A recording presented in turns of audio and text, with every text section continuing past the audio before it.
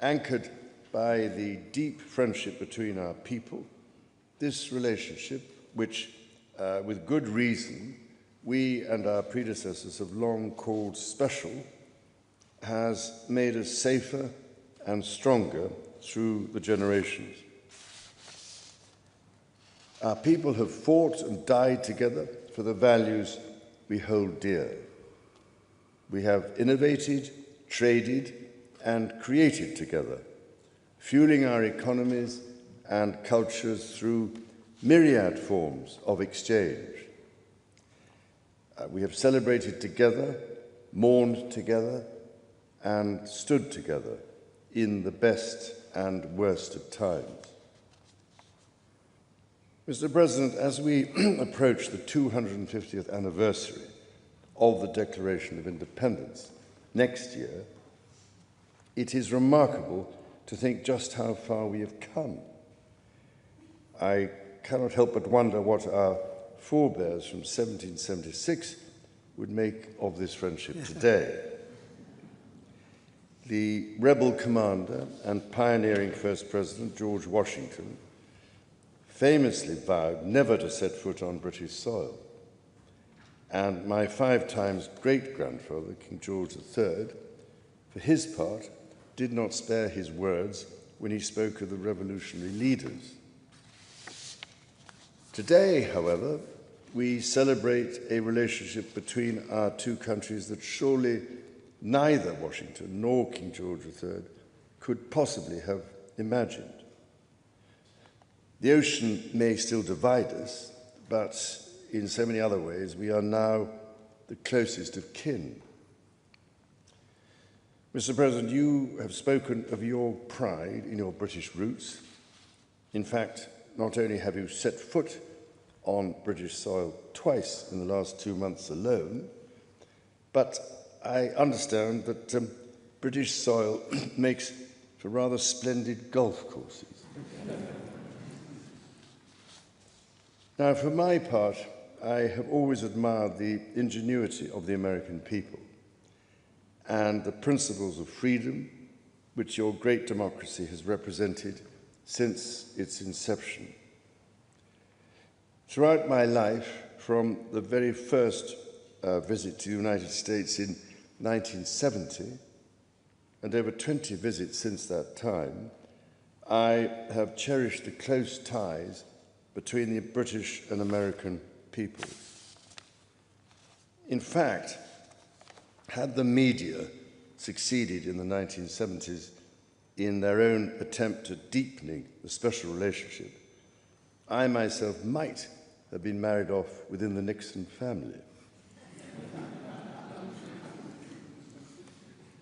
Mr. President, from York to New York, from Birmingham, England to Birmingham, Alabama, we are united by a common language and shared heritage.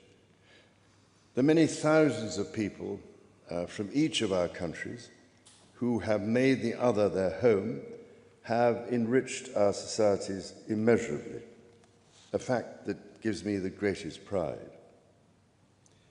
Our cultural connections, too, continue to flourish with our actors, musicians, writers, and television presenters prospering in the hearts of transatlantic audiences. Today, our alliance spans every field of endeavour and shows vast potential for growth. The United Kingdom was your partner in the first trade deal of your administration, Mr. President, bringing jobs and growth to both our countries. And no doubt we can go even further as we build this new era of our partnership. Our two nations have an exceptional legacy of shared discovery. Together, we laid the foundations of nuclear science, mapped the human genome, and built the internet, upon which all contemporary commerce, communication, and defense is based. Together, our scientists and engineers are shaping the world of tomorrow, not least with new partnership agreements on technology and the prosperity that stands to bring. Our countries have the closest defence, security and intelligence relationship ever known. In 2 world wars, we fought together to defeat the forces of tyranny. Today, as tyranny once again threatens Europe, we and our allies stand together in support of Ukraine to deter aggression and secure peace. And our AUKUS submarine partnership with Australia sets the benchmark for innovative and vital collaboration. The successes of the British Redcoats and of George Washington's Continental Army today stand shoulder to shoulder, brothers and sisters in arms, protecting the freedoms we both cherish.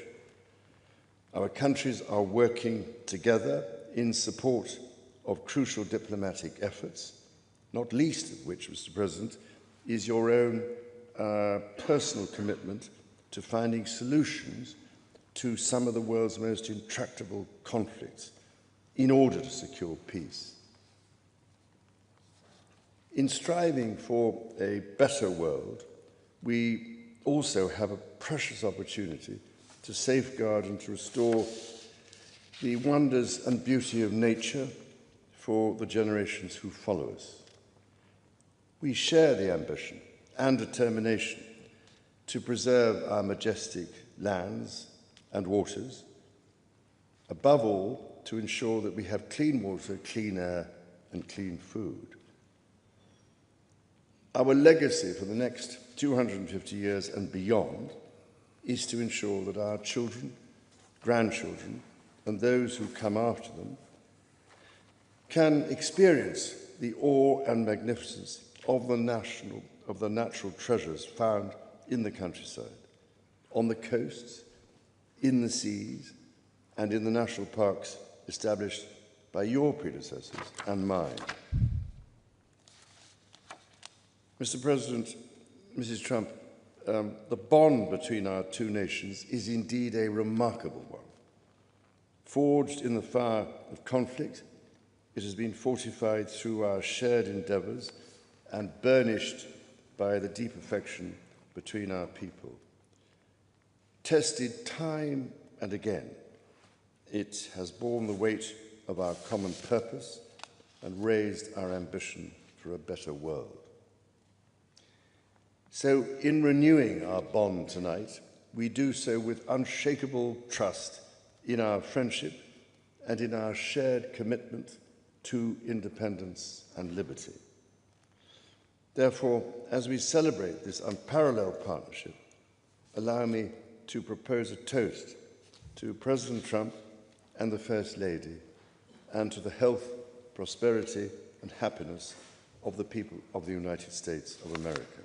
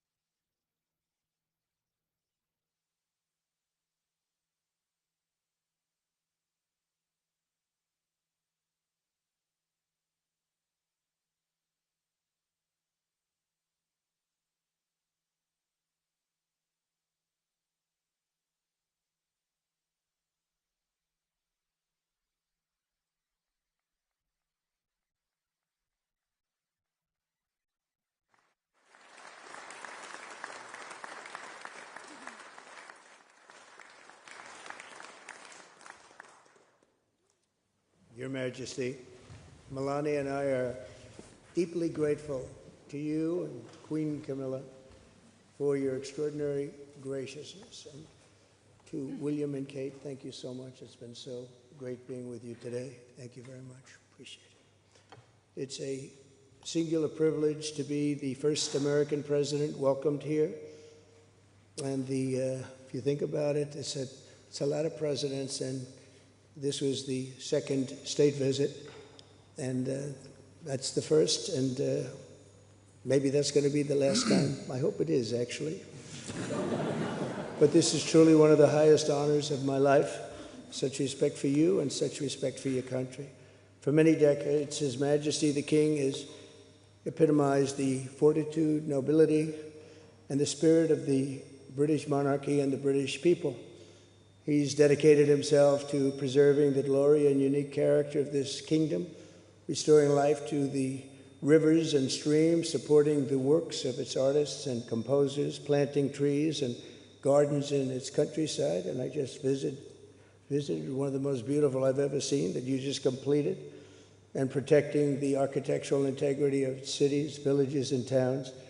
He has uplifted the poor, cared for rural farmers, and tended to wounded veterans like nobody else.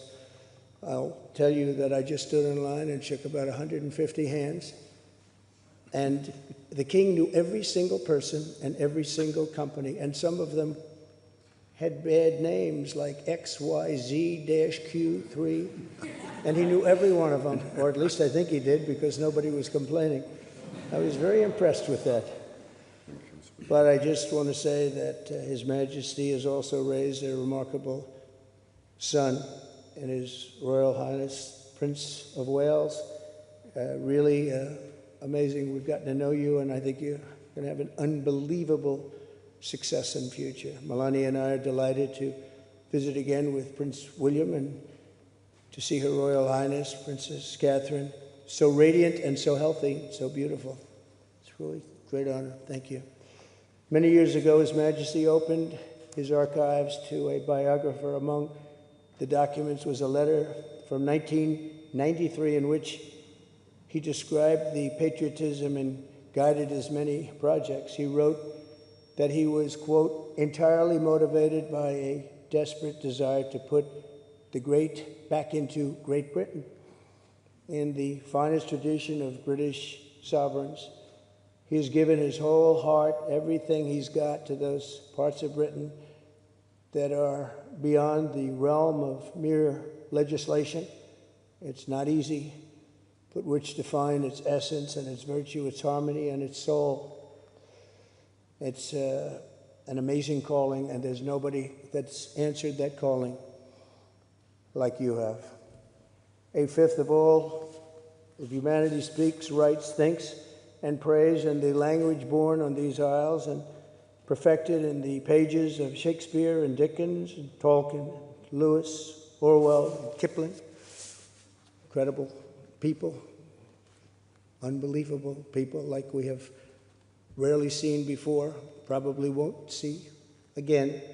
The lion-hearted people of this kingdom defeated Napoleon, unleashed the Industrial Revolution, destroyed slavery, and defended civilization in the darkest days of fascism and communism. The British gave the world the Magna Carta, the modern parliament, and Francis Bacon's scientific method. They gave us the works of Locke, Hobbes, Smith, and Burke, Newton, and Blackstone. The legal, intellectual, cultural, and political traditions of this kingdom have been among the highest achievements of mankind. There's really never been anything like it.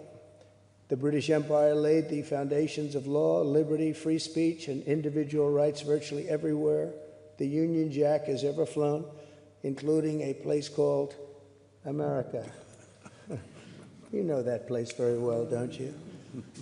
His Majesty spoke eloquently about the bond which inspired Sir Winston Churchill, and the bust is in the Oval Office right now, the beautiful bust of Winston Churchill, to coin the phrase special relationship.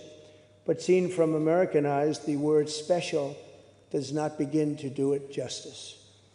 We're joined by history and fate, and by love and language, and by transcendent ties of culture, tradition, ancestry, and destiny.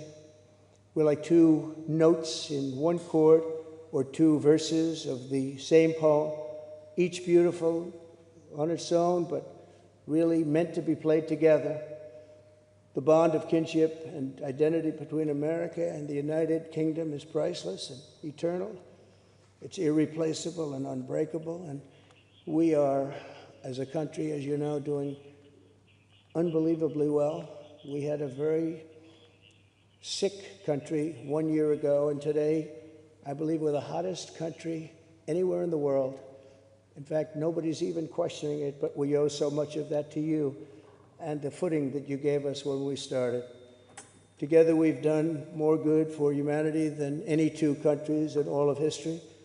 Together, we must defend the exceptional heritage that makes us who we are, and we must continue to stand for the values and the people of the English-speaking world, and we do indeed stand for that. On behalf of all Americans, I offer a toast to one of the great friendships, to two great countries, and to His Majesty, King Charles III, a very, very special man, and also a very, very special queen. Thank you very much. Thank you. Thank you very much. It's a great honor to be with you.